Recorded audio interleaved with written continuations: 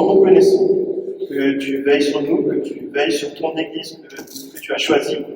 Et on te prie, s'il te plaît, que en ce jour, ça puisse vraiment être un temps de rafraîchissement spirituel, un temps où on peut être concentré sur toi et aussi être attentif aux uns et aux autres qui font partie de ton Église. Et je te prie, s'il te plaît, d'agréer notre louange et aussi que nous puissions être attentifs à toutes ces paroles qui viennent de toi et qui sont là pour que nous te connaissions davantage et que nous vivions pour toi. Je te prie ainsi dans le nom de Jésus. Amen. Amen. Bon, je vous invite à vous lever pour exprimer notre reconnaissance et rendre la gloire à Dieu de très haut.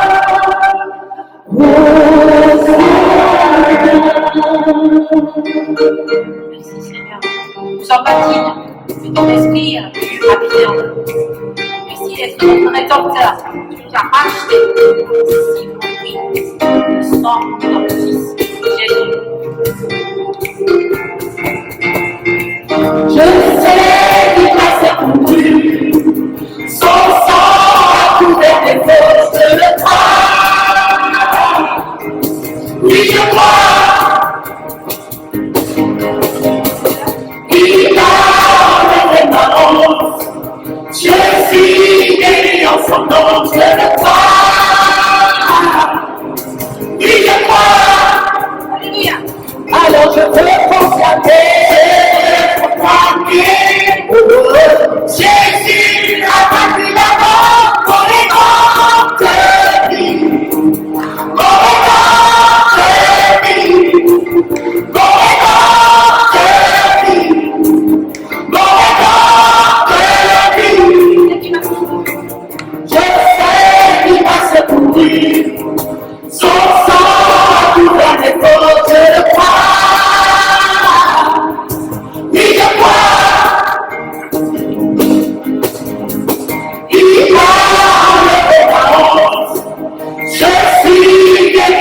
non, je le crois. Si je crois, alors je veux proclamer. Jésus a vaincu la mort, mon rédempteur de vie. Mon rédempteur de vie. Mon rédempteur de vie. Mon rédempteur de vie. Mon rédempteur de vie. Mon rédempteur de vie. Mon rédempteur de vie. Mon rédempteur de vie. Tu prends mon fardeau et tu m'entends. Alors je danserai sauvé, je m'arrête ton rêve. Mon rédempteur vit, mon rédempteur vit, mon rédempteur vit, mon rédempteur vit, mon rédempteur vit, mon rédempteur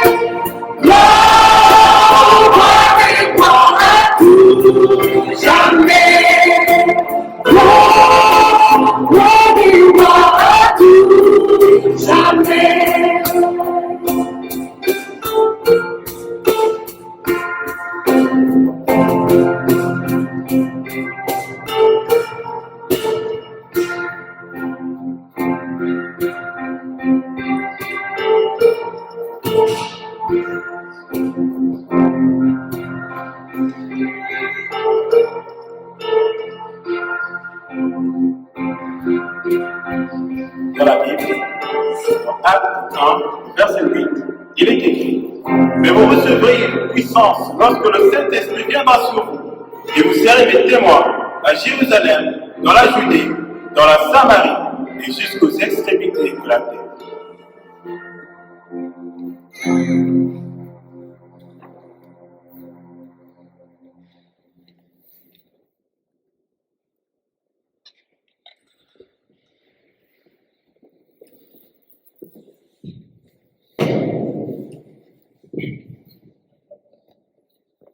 C'est le moment de Sainte Seine.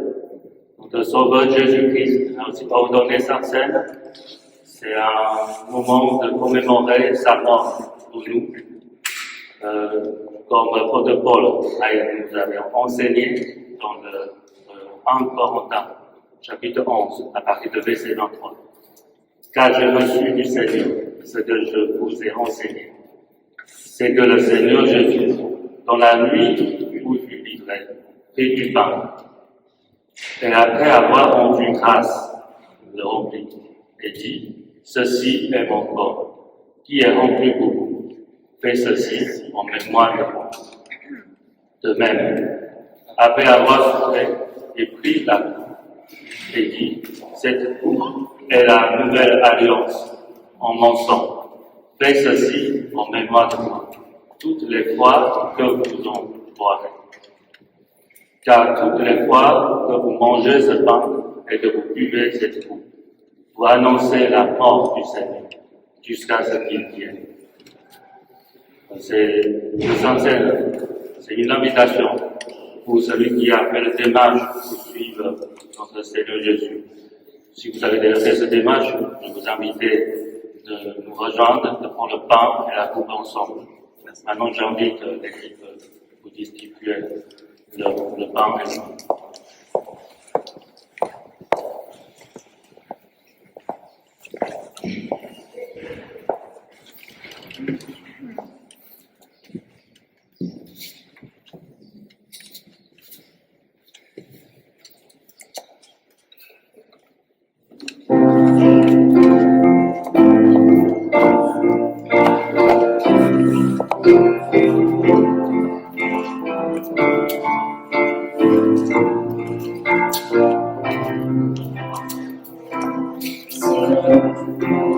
Du calvaire, il était une croix où Jésus souffrit tant de douleur. Oui, c'est là qu'il mourut sur cette infâme croix pour sauver le plus vil des pécheurs. Cette croix me sera toujours chère. Elle est gloire et victoire pour moi. Et pareil, en la maison du Père, la couronne est offerte comme la foi. Cette croix où Jésus, tu m'es rejeté, la condamne le plus grand des appels. C'est que nous sommes, nous sauveurs portés, les fantômes, les couleurs, les forêts. Cette croix me sera toujours chère. Elle est gloire et victoire pour moi. Et pareil, en la maison du Père, la couronne est offerte à ma foi. Sur la croix où Jésus versa pour nous son sang, je contemple et m'oublie sa beauté. Sur la mort de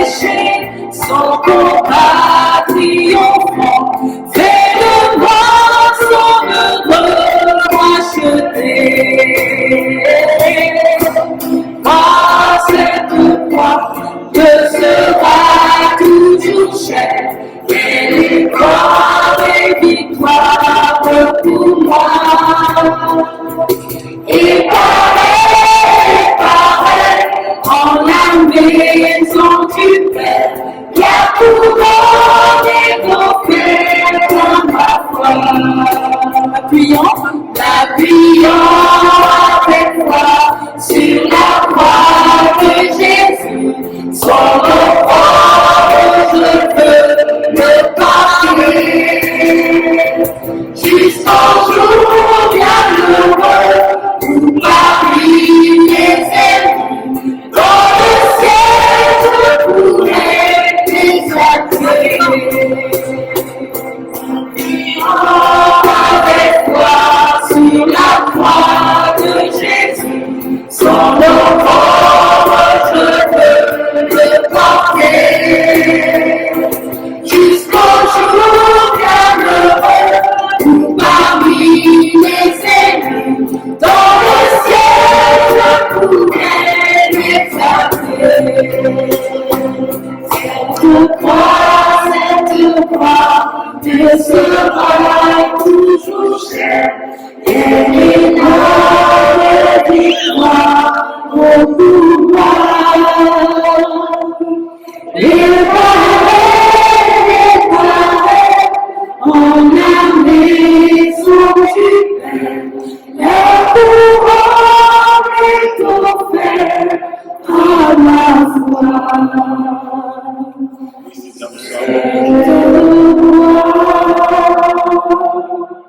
Oui, Seigneur, nous sommes reconnaissants de ce que c'est toi qui nous amènes dans ta maison. Tu nous donnes une invitation, Seigneur, que nulle personne ne peut donner. Viens à moi, tel que tu es. Tu nous as appelés à toi, et c'est toi, Seigneur, qui as donné ton Fils, ce que tu as vu de plus précieux, de rétablir la relation avec toi. Merci au Père de ce que jour après jour, c'est toi qui nous sanctifies. C'est toi qui nous rend dignes de pouvoir nous approcher de toi. Et nous venons à toi encore ce jour, Seigneur. Parce que nous savons une chose, Seigneur. Tu prends plaisir à nous voir. Tu prends plaisir à nous voir t'adorer. Et tu prends plaisir à nous voir venir à toi tel que nous sommes. Et c'est ce que nous faisons encore aujourd'hui. Que ton nom soit glorifié. Que ton nom soit élevé. Parce que tu as un Dieu qui tient ses promesses. Et nous avons pleinement confiance en toi. Amen. Amen. Je t'invite à continuer ce moment de prière encore et de parler.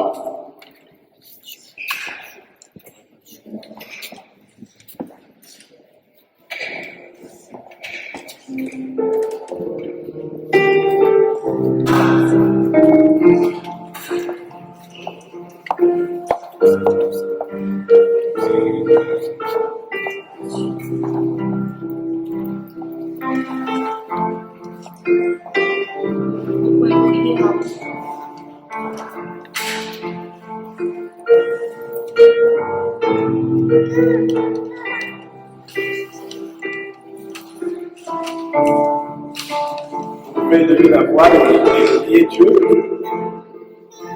Je tire également un psaume, une lecture, encourager et édifier les autres.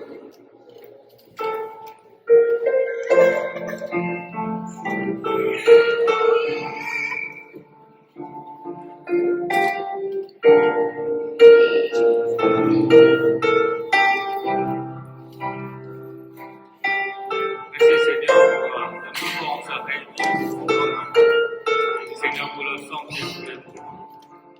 Merci Seigneur pour le sang de tous les bons. Tu nous as sauvés de ténèbres. Et nous besoin de la grâce. Merci beaucoup. Au nom de Jésus, je prie. Amen. Amen.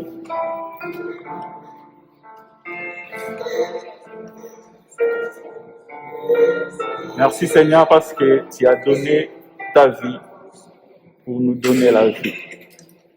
Et cette vie, Seigneur, personne ne nous l'arrachera pour les Seigneur, servir. merci parce que tu es vivant aujourd'hui. Merci pour ta présence au milieu de nous. Merci pour ta présence dans nos vies. Sois béni, sois loué pour qui tu es. Au nom de Jésus. Amen.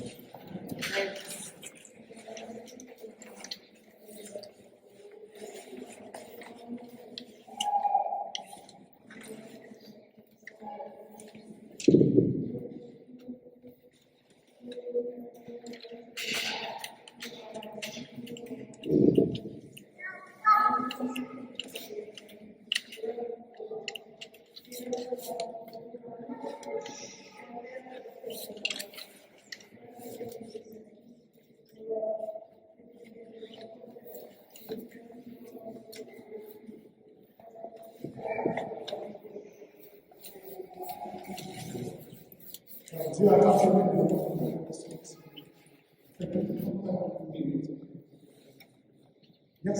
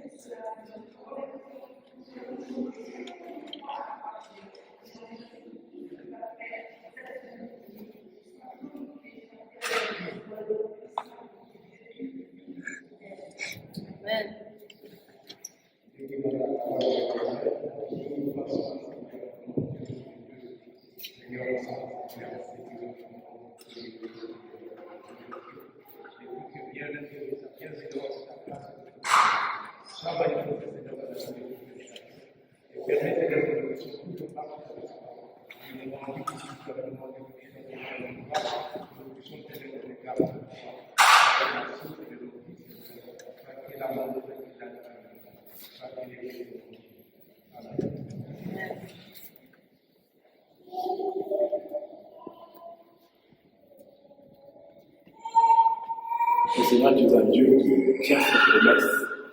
Tu avais promis de nous envoyer un sauveur, nous racheter de la mort, nous racheter de faute, et tu l'as fait. Tu avais promis de nous envoyer ton esprit, le Saint-Esprit, et tu l'as fait aussi.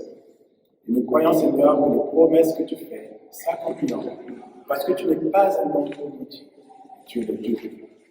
À toi soit l'honneur, la gloire, pour l'éternité.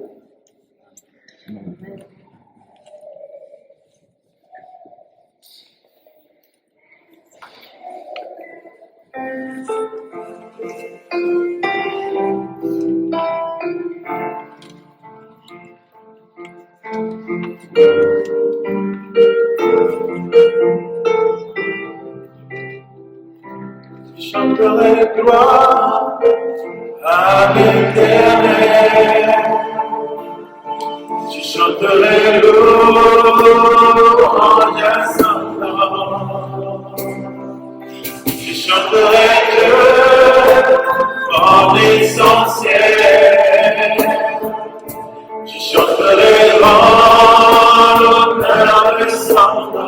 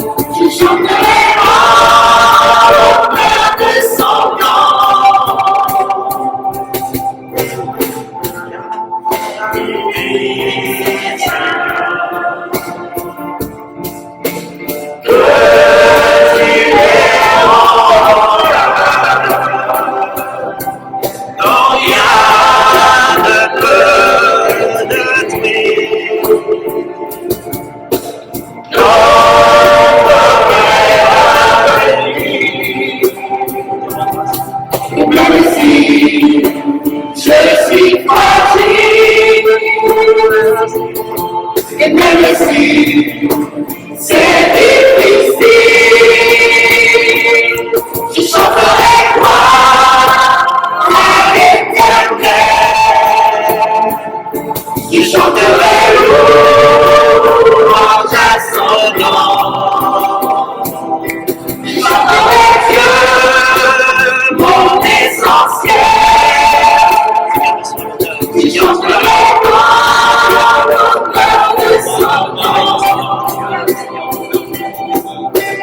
Toute ma vie, je retiendrai que tu as donné ta vie. Toute ma vie, Seigneur, toute ma vie, je retiendrai que tu as payé le prix. Toute ma vie, Seigneur, toute ma vie. Je retiendrai que je ne vis que pour lui. Je chanterai gloire à l'Éternel. Je chanterai louange à son nom. Je chanterai Dieu, mon essentiel. Je chanterai en l'honneur de son nom.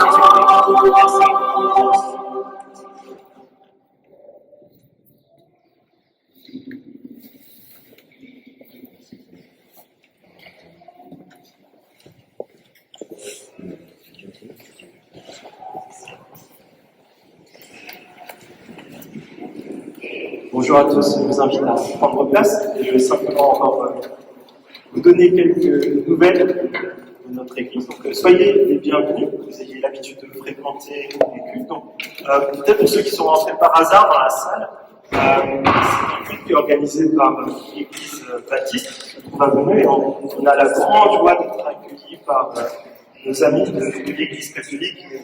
On est très reconnaissants, on a vraiment été bénis, on a été accueillis avec beaucoup de chaleur, on nous a aidés même pour installer les choses.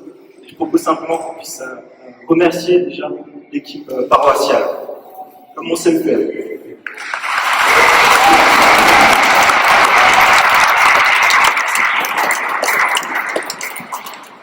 Et aujourd'hui, c'est un culte spécial pour la Pentecôte, et dans quelques minutes, on va se poser la question, mais pourquoi c'est spécial la Pentecôte? Mais peut-être juste quelques nouvelles. Donc, il y a nos jeunes qui vivent actuellement un week-end fort, la Pentecôte, en lien avec notre union d'église. Et ils se réunissent à Dunn-Marie. Ils se sont réunis hier et encore cet après-midi.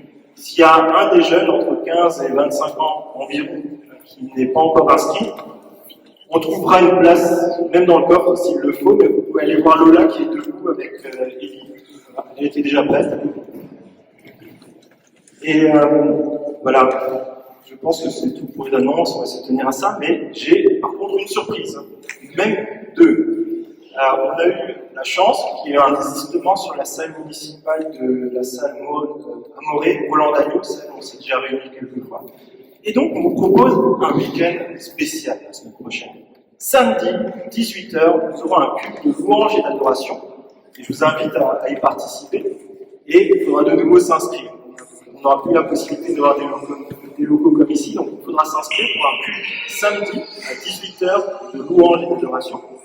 Et dimanche, on restera dans la même salle, et à 10h30, on aura un culte classique qui se déroulera aussi dans la salle Roland-Agneau à Morée. C'est clair pour tout le monde? On se retrouve dimanche?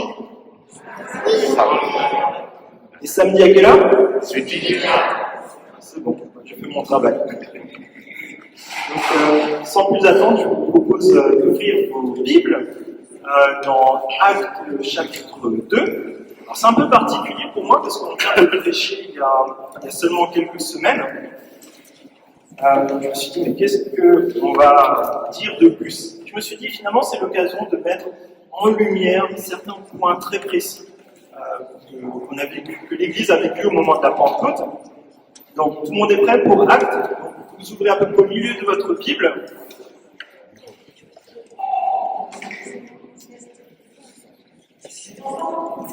On n'entend pas?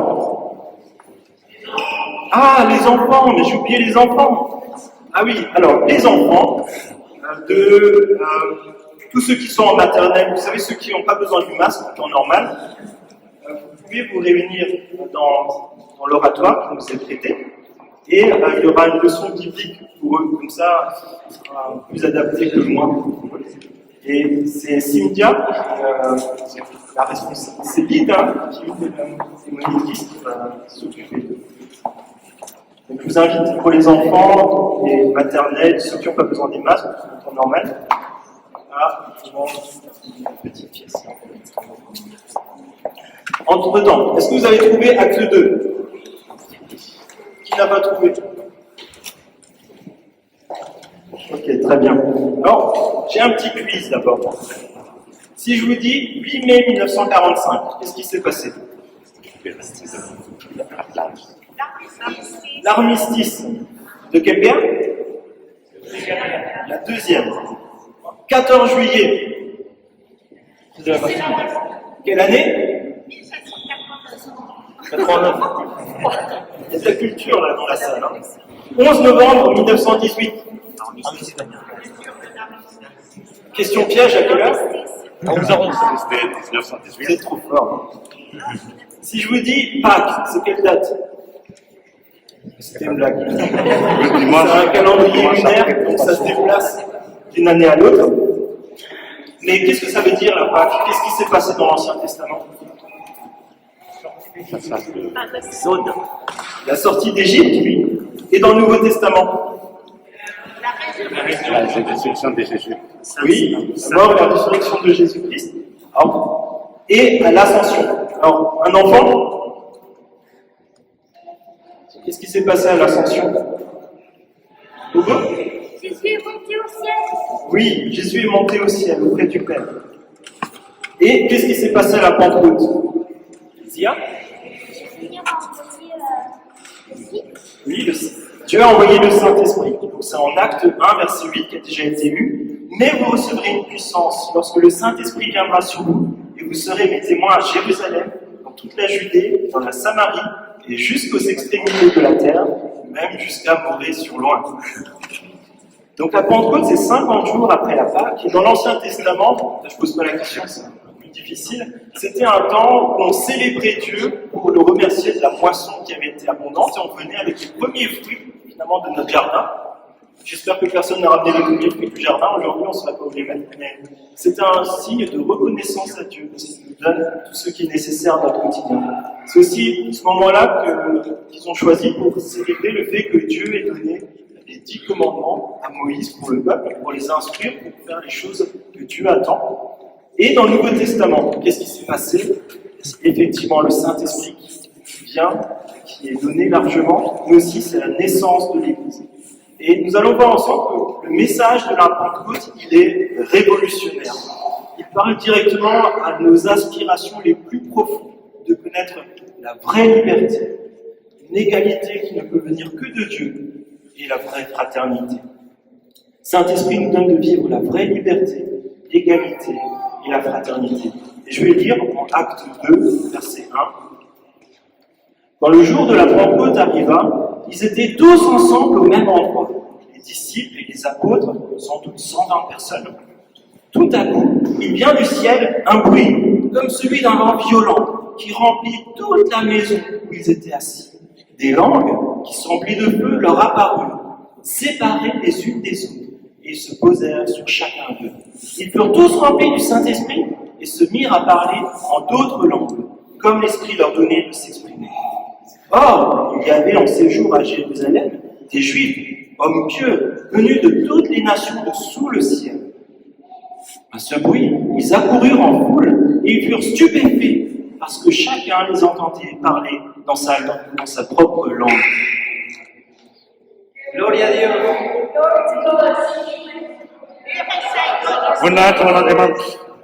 Voilà, ça s'est passé un peu comme ça. Toutes les langues qui étaient en train de venir, chacun dans sa langue maternelle entendait gloire à Dieu, c'est ce que plusieurs ont dit. Et là, ils étaient tous remplis d'étonnement et d'admiration. Et ils se disaient les uns aux autres, ces gens qui parlent, Ne sont-ils pas tous galiléens? Comment se fait-il donc que nous les entendions chacun dans notre propre langue, notre langue maternelle? Med et Lamite, habitants de Mésopotamie, de la Judée, de la Cappadoce, du pont d'Asie, de la Phrygie, de la Pamphylie, de l'Égypte, du territoire de Libye, voisine de Cyrène, et résidents venus de Rome, juifs de naissance ou par conversion, crétois et arabes, nous les entendons parler dans notre langue des merveilles de Dieu. Tous remplis d'étonnement, ne sachant que penser, ils se disaient les uns aux autres, qu'est-ce que cela veut dire? Mais d'autres se moquaient et disaient, ils sont pleins de vin doux. Il y a tellement de beauté dans ce passage, il y aurait beaucoup de choses à dire. Toutefois, je vous propose de me concentrer sur un aspect qui est frappant, et je pense qu'il nous concerne chacun aujourd'hui. L'évangile est pour tous. L'évangile est pour tous. Il est pour toi, pour moi, pour chacun d'entre nous. Dieu a un message.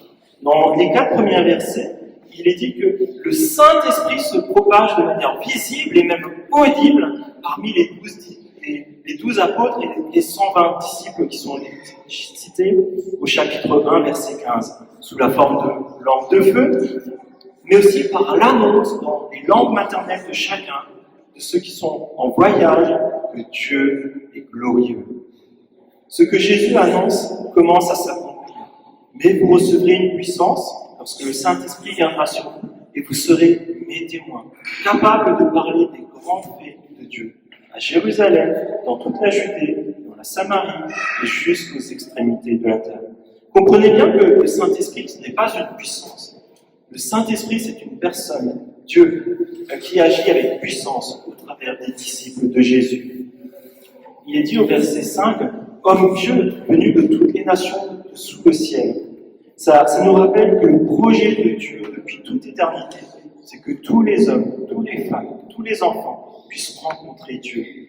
Car Dieu aime chacun d'entre nous, y compris parfois les gens qui sont plus difficiles à aimer. Là, je pense que plusieurs pensent à une personne, un collègue peut-être qui est parfois agaçant. Il faut savoir que Dieu l'aime aussi. Il y a un verset qui était très connu, qui se trouve dans l'évangile de Jean, au chapitre 3, verset 16. Car Dieu a tant aimé le monde qu'il a donné son Fils unique, afin que quiconque croit en lui ne périsse point, mais il ait la vie éternelle. Dieu a quelque chose de bon pour chacun d'entre nous. Voyons ici que Dieu ne s'arrête pas à une nation, une ethnie, ou alors une langue, mais Dieu souhaite adopter des enfants issus de toutes les ethnies de la planète pour qu'ils puissent être dans sa famille. Et c'est ça qui est fort, c'est que peut-être aujourd'hui, on essaie de le faire par la culture, par la politique, mais c'est seulement Dieu qui peut unir des personnes aussi différentes. Dieu unit par la diversité, dans la diversité, car son amour, c'est comme un aimant, et c'est le ciment qui nous unit. Et c'est là où on a besoin justement d'avoir les yeux de Dieu sur peut-être une personne qui est peut-être marginale, peut-être une personne que vous voyez à la sortie du magasin, qui attend peut-être qu'on lui donne une boîte de conserve, peut-être du pain. Lui aussi, il a besoin de l'amour de Dieu. Il a besoin qu'on lui manifeste de manière simple. Peut-être une personne moins aimable, un collègue que vous connaissez, peut-être aussi. Dieu l'aime. Changeons nos regards. Car l'amour de Dieu est immense pour chaque être humain. Dieu veut nous rejoindre dans tout ce que nous sommes, dans notre culture, dans notre langue et notre cheminement de vie. Peut-être certains ont eu des temps difficiles dans leur passé, peut-être certains ont peut-être même connu un peu la délinquance. On a des témoignages dans notre vie, mais Dieu est venu nous chercher, parce que son amour est plus fort que notre passé. Et pourquoi est-ce qu'ils ont parlé dans les langues maternelles de chacun? Je ne sais pas si vous avez déjà eu l'occasion de voyager dans un autre pays où ils parlent une autre langue. Peut-être que vous avez séjourné là-bas pendant plusieurs jours, peut-être plusieurs semaines. Et là, quelqu'un vient vers vous, il sait que vous êtes français, et il fait l'effort. Même si c'est difficile pour lui, il commence à vous parler français. Il vous dit bonjour. Et ce bonjour-là, il vous fait chaud au cœur. Il vous demande d'où vous venez. Il vous dit, je connais un tout petit peu là-bas. Ça vous réchauffe le cœur. Ça vous montre que c'est quelqu'un qui a compassion, qui a de l'empathie, qui vous comprend, que vous êtes peut-être isolé, au milieu de personnes qui ne parlent pas la même langue. Et c'est ce que Dieu veut faire. Il veut aller vers chacun d'entre nous pour te dire oui, je t'aime.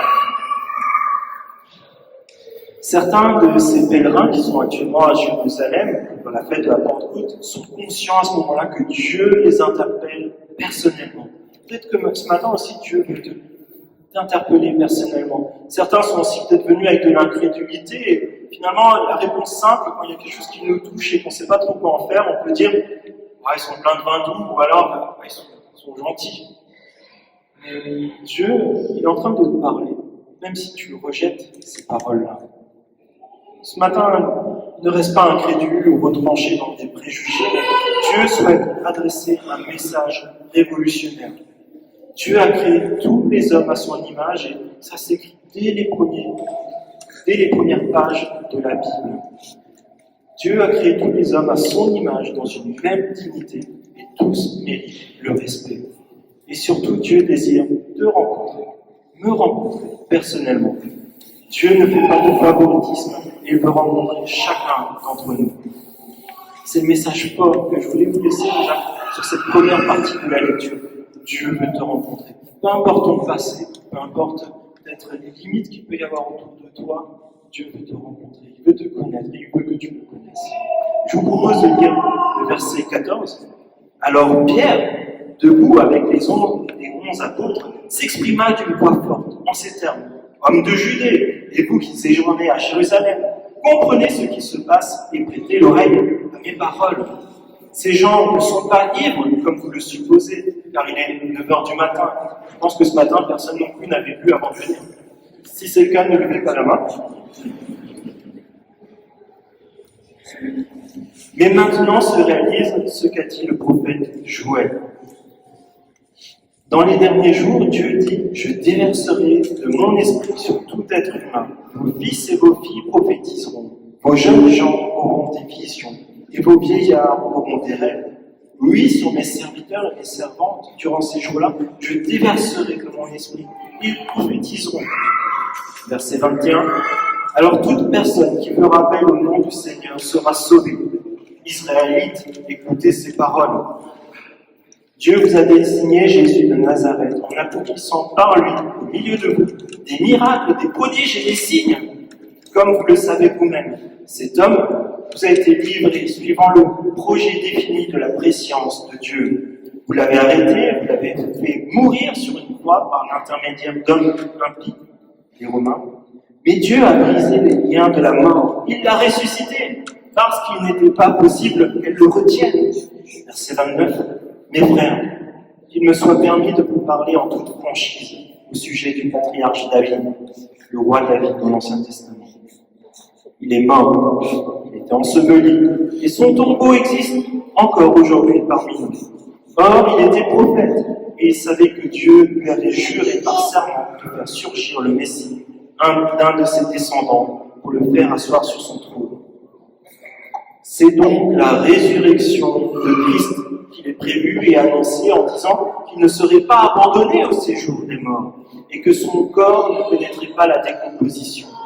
C'est ce Jésus que Dieu a ressuscité et nous en sommes témoins. Les personnes qui sont en train de parler ont vu Jésus ressuscité. Dans la Bible, il dit que plus de 500 personnes ont vu Jésus ressuscité. Comment quelqu'un aurait pu dire que Jésus n'est pas ressuscité alors qu'autant de personnes étaient présentes au moment où Jésus est ressuscité? C'est ce Jésus que Dieu a ressuscité et nous en sommes témoins. Élevé à la droite de Dieu, il a reçu du Père le Saint-Esprit qui avait été promis. Et il l'a déversé, comme vous le voyez et l'entendez maintenant. David, en effet, n'est pas monté au ciel, mais il dit lui-même, le Seigneur a dit à mon Seigneur, assieds-toi à ma droite, jusqu'à ce que j'ai fait de tes ennemis ton marchepied. Que toute la communauté d'Israël sache donc avec certitude que Dieu a fait Seigneur et Messie, ce Jésus que vous avez crucifié. Après avoir entendu ces paroles, ils eurent le cœur vivement touché. Dans une autre version, ils disent, ils eurent le cœur transpercé et dirent à Pierre et aux apôtres, mes frères, que ferons-nous? Pierre leur dit, changez d'attitude et que chacun de vous soit baptisé au nom de Jésus-Christ pour le pardon de vos péchés et vous recevrez le don du Saint-Esprit. En effet, la promesse est pour vous et pour vos enfants et pour tous ceux qui sont au loin, en aussi grand nombre que le Seigneur notre Dieu les appellera. Et par beaucoup d'autres paroles, il rendait témoignage, les encourageait en disant « Sauvez-vous de cette génération pervertie ». Ceux qui acceptèrent la parole furent baptisés en ce jour. Le nombre des disciples augmenta d'environ 3000 personnes. Et c'est là que nous découvrons que l'Évangile est la vraie liberté. Dieu accomplit une promesse qu'il a donnée par l'intermédiaire du prophète Joël, environ entre 900 et 500 ans avant la Pentecôte. Il dit « Tous prophétiseront ». Dans l'Ancien Testament, il faut savoir que seules certaines personnes étaient missionnées par Dieu pour prophétiser. Et la prophétie, dans le sens biblique, n'a pas pour objectif d'annoncer l'avenir. C'est pas l'objectif principal. L'objectif de la prophétie est de rappeler les enseignements bibliques dans le contexte de leurs auditeurs. Ce que nous sommes en train de faire, nous sommes en train d'expliquer la Bible pour savoir comment nous-mêmes pouvons nous approprier ces paroles, afin que les hommes et les femmes, comme vous et moi, constatent leurs péchés, c'est-à-dire leur désobéissance à Dieu. Vous savez, toutes les fois, peut-être le soir, on se couche, on se dit, j'aurais pas dû lui parler comme ça. Là, j'ai peut-être un peu triché. On se sent mal. Et là, dans le cas des Israélites, à ce moment-là, il faut savoir que il y a quelques semaines, à peu près 2 mois, juste avant la crucifixion de Jésus, Jésus est présenté devant Pilate, et Pilate leur dit « Je veux vous libérer, Jésus ». Et là, beaucoup ont crié « Crucifie Jésus, crucifie-le » Peut-être parmi les personnes qui se trouvent là, autour de Pierre, il y a de ces personnes-là. Peut-être vous me direz, mais nous, on n'a tué personne, on a demandé que personne ne meure. Mais je suis certain que si là, sur cet écran, on affichait peut-être les 2 derniers jours de notre vie, on serait tous mal à l'aise, n'est-ce pas? C'est ça le péché, c'est simplement des choses que Dieu ne supporte pas. Dieu ne supporte pas lorsque on commet le mal, lorsqu'on fait des choses qui ne sont pas morales, et lorsque on ne lui demande pas pardon. Et c'est l'évangile, c'est de pouvoir se repentir, changer de vie, se tourner vers Christ et abandonner ces choses-là. Et tout cela se produit dans un contexte où on voit la grandeur, la gloire de Dieu. Et ça nous rappelle que nous avons besoin de Dieu. Et Pierre explique comment être réconcilié. Nous avons besoin d'abandonner notre vie passée et nous tourner vers Dieu pour commencer une nouvelle vie. Frères, que ferons-nous? C'est la question qui est posée à Pierre. Et Pierre dit, changer d'attitude. Et que chacun de vous soit baptisé au nom de Jésus-Christ pour le pardon de vos péchés, et vous recevrez le don du Saint-Esprit. Le Saint-Esprit, il vient au moment où on est adopté par Dieu. C'est le gage que nous appartenons à Dieu, que nous faisons partie de la famille. C'est comme si Dieu, vous savez, en tant que roi, ils ont des bagues avec des pinceaux et vous tamponnez. Toi, tu fais partie de la famille. C'est ça la promesse de Dieu. Et c'est vraiment un cadeau inestimable et que nous ne pouvons pas mériter, mais que nous pouvons simplement accepter. Avant, on a lu Jean 3,16, et les versets continuent, et je vous propose simplement de les lire. « Car Dieu a tant aimé le monde qu'il a donné son Fils unique, afin que quiconque croit en lui ne périsse point, mais qu'il ait la vie éternelle. Dieu, en effet, n'a pas envoyé son Fils dans le monde, qui juge le monde, mais pour que le monde soit sauvé par lui. Dieu désire que tu sois sauvé, que je sois sauvé. Celui qui croit en lui, en Jésus, n'est point jugé, mais celui qui ne croit pas est déjà jugé, parce qu'il n'a pas cru au nom du Fils unique de Dieu. Et ce jugement, c'est que la lumière étant venue dans le monde, les hommes ont préféré les ténèbres à la lumière, parce que leurs œuvres étaient mauvaises. Car quiconque fait le mal est la lumière, et ne vient point à la lumière, de peur que ses œuvres soient dévoilées. Et ce matin, je pense à un appel à vivre dans la lumière, à connaître cette liberté de simplement reconnaître que nous ne sommes pas parfaits, que nous faisons des choses qui déplaisent sans doute autour de nous, mais aussi à Dieu, et simplement de le confesser. Je désire vivre la vraie liberté, dans la lumière, dans la transparence devant mon Dieu. Et c'est ce que Pierre propose à son auditoire, de vivre dans la lumière et de se tourner vers Dieu. Et alors, ils recevront le Saint-Esprit, la présence de Dieu en permanence. Et c'est là une nouveauté de vie où on n'est plus dirigé, on détestera de plus en plus ce qui déplaît à Dieu, et on aimera de plus en plus les belles œuvres que Dieu a prévues d'avance pour ses enfants. Et nous sommes tous indignes de vivre cette relation avec Dieu, et c'est là justement que tu peux te rappeler que Dieu t'aime comme un père. Peu importe ce que tu as fait, Dieu t'aime et il veut te connaître. C'est ça la vraie liberté, de ne plus avoir peur, de se tourner vers Dieu, de ne plus vivre dans l'obscurité derrière un masque, mais de vivre dans la transparence devant Dieu. Et le baptême, c'est finalement simplement cet acte d'obéissance, de dire je veux marcher dans cette nouveauté de vie. Et je crois que Jésus, il est mort, et il est ressuscité, je m'associe à lui. Et c'est quelque chose qui est accessible à chacun, de s'engager personnellement avec Christ. Nous sommes appelés à la vraie liberté qui se trouve en Christ seul. Lorsque le Saint-Esprit agit en nous, nous ne devenons pas instantanément parfaits. Je pense qu'aucun d'entre nous n'est parfait dans cette salle.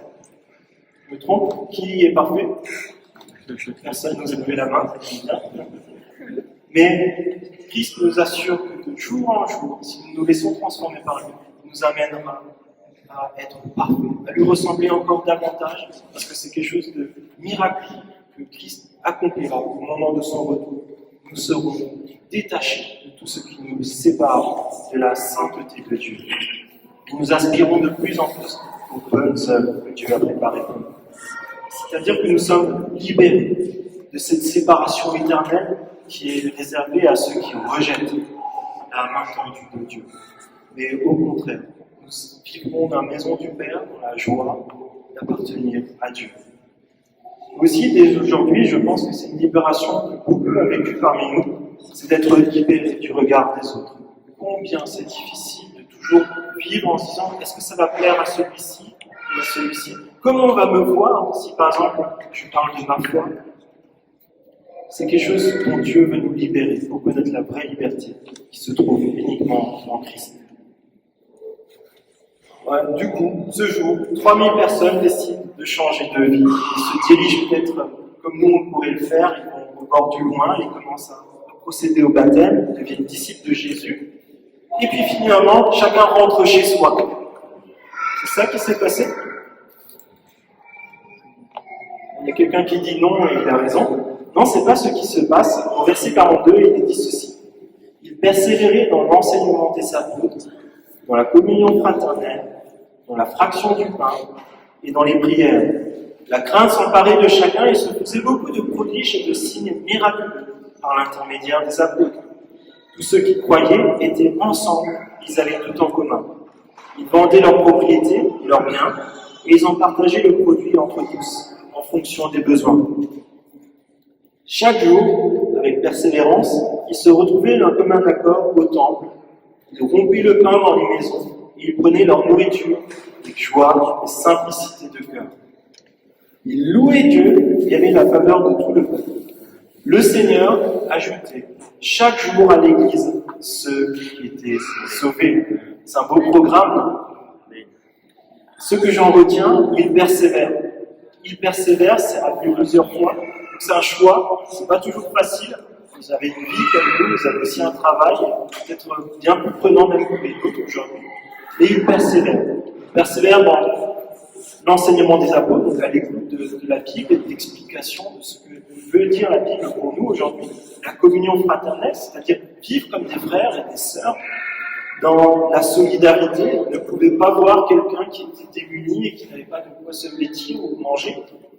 Ils se retrouvaient pour faire la fraction du pain, comme nous venons de nous rappeler de la mort et de la résurrection de Jésus-Christ, mais aussi pour manger ensemble, vivre des temps de convivialité dans les maisons, se retrouver dans le temple pour louer et prier Dieu tous ensemble, aussi en plus petit comité, se retrouver aussi pour prier, et tout ça dans la joie, dans la louange et dans la simplicité de cœur.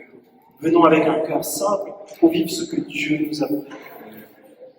Le fait d'appartenir à l'Église de Jésus nous amène à changer d'habitudes de vie. C'est-à-dire nous centrer de plus en plus sur Christ en nous posant la question, comme nous l'avons vu la semaine dernière, que ferait Jésus à ma place?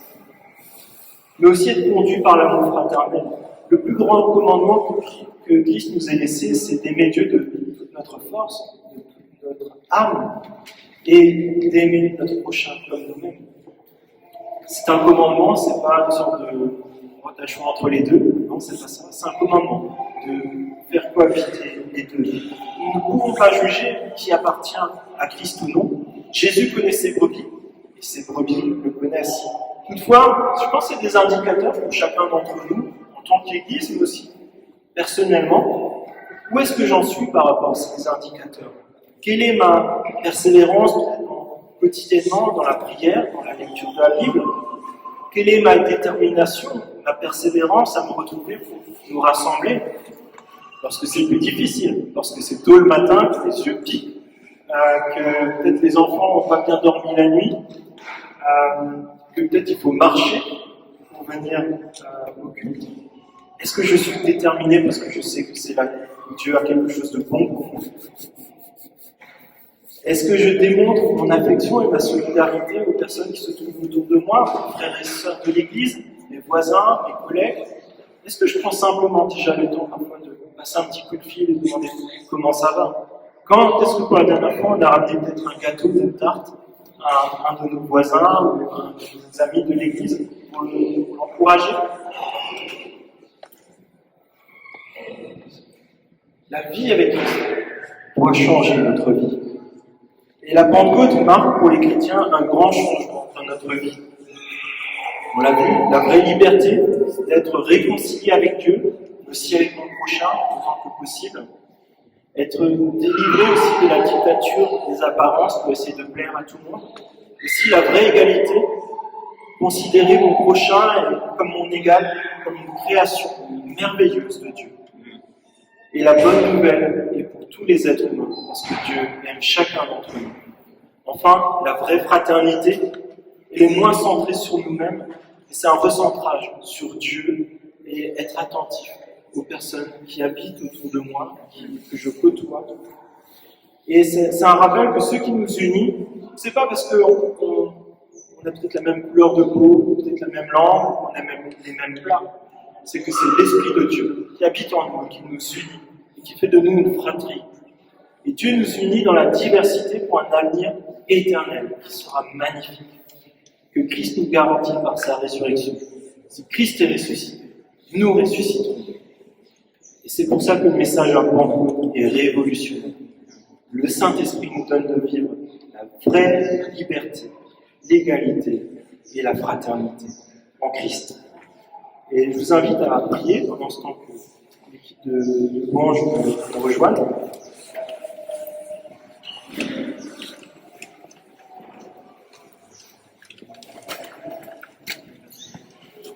Peut-être juste faire silence quelques secondes pour réfléchir à qu'est-ce qu'implique cette liberté pour moi. Est-ce que je vis cette liberté que Dieu me propose?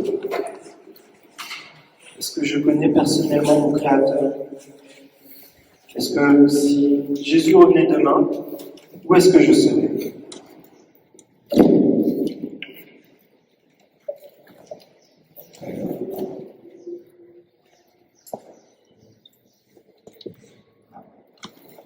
Oui, Père, nous sommes tellement reconnaissants de pouvoir vivre ce temps où nous pouvons être à ton écoute, nous rappeler combien tu nous aimes, que tu n'as pas refusé jusqu'à ce que Jésus vienne, alors que tu l'aimes de toute éternité. Pour connaître notre humanité, notre souffrance, il a aussi dû lutter contre le péché, mais il n'est jamais tombé. Et tu as accepté cela parce que tu nous aimes. Et aujourd'hui, nous voulons célébrer le fait que Christ est à tes côtés, dans les cieux célestes, que sa mission est accomplie, que nous avons cette voie qui est ouverte pour être réconciliés avec toi. Nous sommes tellement reconnaissants de cela. Nous sommes aussi tellement reconnaissants que tu as déversé ton esprit en tous ceux qui confessent Jésus-Christ comme son Sauveur et son Seigneur. Et je te prie, s'il te plaît, que nous apprenions à l'apprécier de plus en plus, de te connaître et d'être cette Église que toi tu bâtis jour après jour avec toutes les personnes qui se tournent vers toi. Je te prie peut-être pour mes amis qui qui sont en cheminement, qui se disent mais qu'est-ce que cela veut dire pour moi? Est-ce que Dieu a quelque chose pour moi malgré les choses que j'ai vécues dans mon passé? Seigneur, je te prie s'il te plaît de lui donner ce courage, de se repentir, de changer de vie et de s'attendre à cette grâce qui est pleine et imméritée, qui vient de ton Seigneur. Je te prie s'il te plaît d'agir par ton esprit pour que nous saisissions tes promesses. Et Père, la Pentecôte nous rappelle la moisson et nous sommes tellement heureux aussi que jour après jour, tu nous donnes tout ce qui est nécessaire pour notre quotidien, que ce soit pour le manger, le boire, la sécurité, mais aussi pour tout ce qui est spirituel. Tu nous as laissé ta parole pour que nous te connaissions, tu nous as donné ton Église pour que nous apprenions ensemble à mieux te connaître et vivre pour toi, et nous sommes reconnaissants pour cela. Je te prie ainsi dans le nom de Jésus-Christ. Amen. Amen.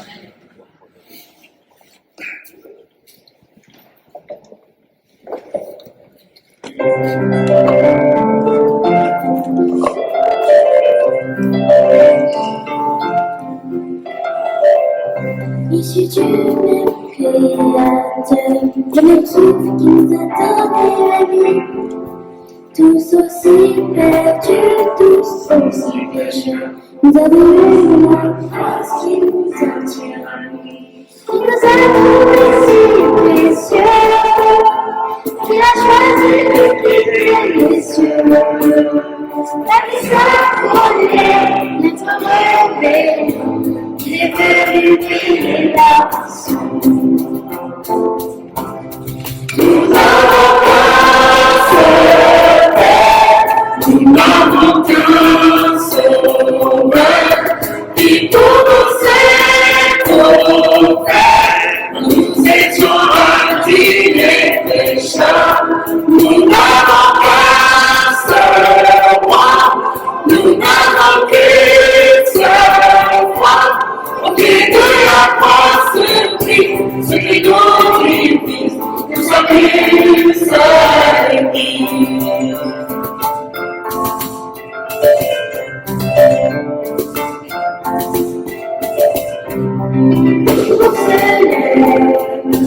Pour ceux qui se revêtent de l'Esprit, on enseignerait que cette nation nous explore de Jésus. Nous montrons nos différences, abandonnons nos médisances, que le feu du diable soit mis en lumière, et le bien fasse tomber les barrières. Nous n'avons qu'un seul Père, nous n'avons qu'un Sauveur, qui pour nous est offert. Nous étions indignes pécheurs, nous n'avons qu'un seul roi, nous n'avons qu'une seule foi. Au pied de la croix se prie, ce qui nous unit, nous sommes une seule église.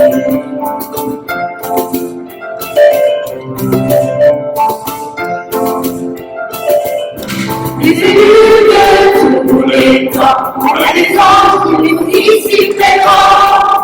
La solidarité ensemble à la bonne. Alors et maintenant vivons dans l'unité. On remarque nos sorciers ici, alors qui nous unira. Nous reviens celui et le Jésus, et de son salut soit répandu. Yeah. Nous n'avons qu'un seul Père, nous n'avons qu'un Sauveur, qui pour nous est offert. Nous étions indignes pécheurs, nous n'avons qu'un seul roi, nous n'avons qu'une seule foi. Au pied de la croix se prie, ce qui nous unit, nous sommes une seule église.